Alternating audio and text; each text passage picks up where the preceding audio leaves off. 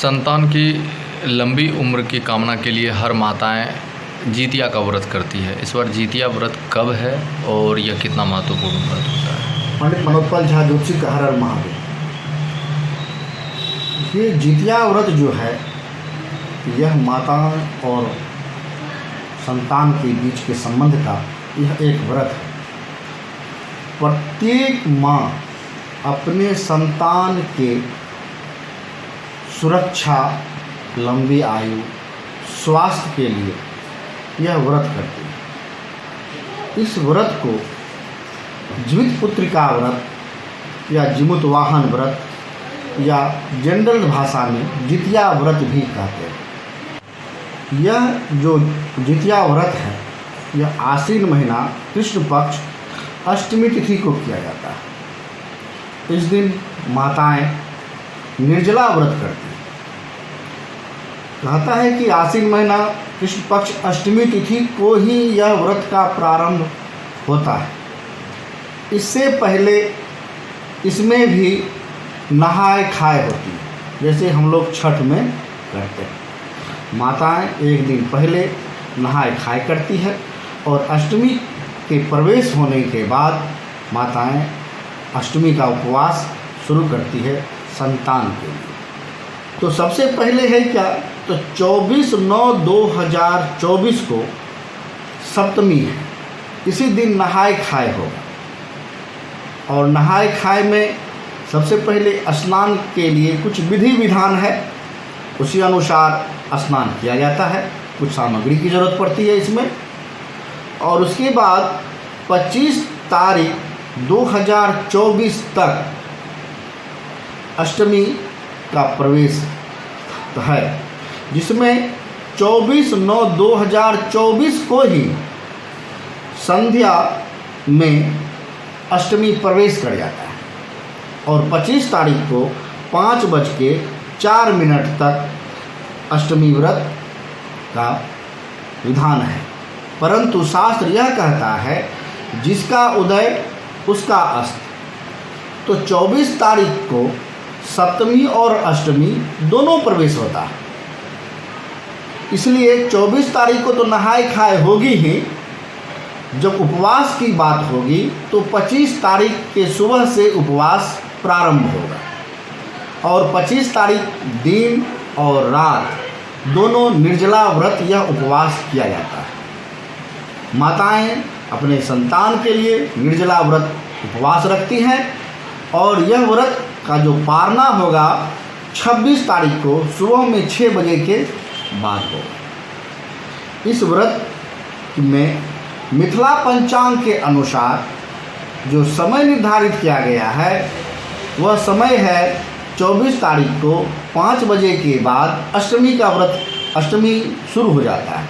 मगर उस दिन नहाए खाए है, इसलिए संध्या 5 बजे के बाद उपवास नहीं होगी।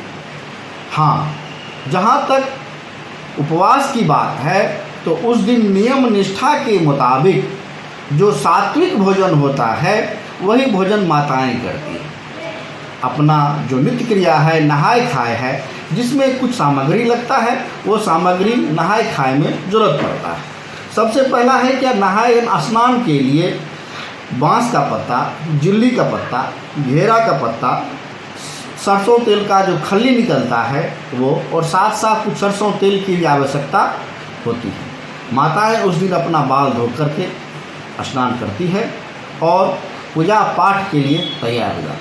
पूजा पाठ में इस दिन प्रसाद की भी आवश्यकता पड़ती है, जिसमें सबसे पहले मुख्य प्रसाद है खाजा, फेना, टिकरी और फल। इसके साथ साथ चना, जो अंकुरित चना है, इसकी भी आवश्यकता पड़ती है।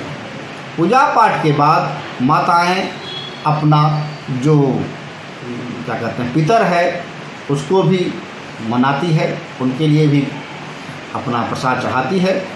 और कहता है चूल्हो और सियारो, ये 2 शब्द इसमें आता है, जिनके लिए एक अलग से व्यवस्था, अलग सा प्रसाद रखा जाता है। इसके बाद देवी देवता का प्रसाद है। साथ साथ जो हमारे पूर्वज हैं जो चले गए हैं उनके लिए भी भोग लगता है, उनके लिए भी प्रसाद चढ़ाया जाता है। इसके बाद उस सभी प्रसाद को एक चंगेरा की ज़रूरत पड़ती है, एक डलिया की ज़रूरत पड़ता है। उस डलिया में फल जो है लिया जाता है। स्वच्छ डलिया होनी चाहिए, अगर नया डलिया हो तो बहुत अच्छी बात है। इसमें जो है एक पत्ता का ज़रूरत पड़ता है, जिसको हम लोग कहते हैं घरेलू भाषा में मैना का पत्ता। जिस डलिया में हम लोग फल, खाजा, फेना, टिकरी लेते हैं, उसे मैना पत्ता के और बांस पत्ता के द्वारा डाल करके उसे ढक देते हैं और अच्छा से बांध देते हैं। और जिस दिन पारना होती है, पारना है 26 तारीख को, सुबह में जो बेटा है, संतान है माता का, वो बेटा क्या करता है तो उस डलिया को उघाड़ता है, जो पत्ते से ढके रहते हैं उस पत्ता को हटाता है। उसके बाद माताएं फिर पुनः पूजा पाठ करके, इसके बाद भगवान का भोग लगा करके, माताएं जो पितर है सबको भोग लगा करके अपना वो पारना की तरफ चले जाते हैं। तो इसका सब जो प्रोसेस है वो प्रोसेस फिर मैं आपको बता दूं कि 24/9/2024 को सप्तमी है। इस दिन नहाए खाए होगा दिन में, और जो अष्टमी का प्रवेश जो है वो 24/9/2024 को ही प्रारंभ हो जाती है संध्या 5 बजे के बाद से। मगर शास्त्र कहता है जिसका उदय उसी का अस्त, इसलिए सप्तमी ही सुबह और शाम माना जाता है।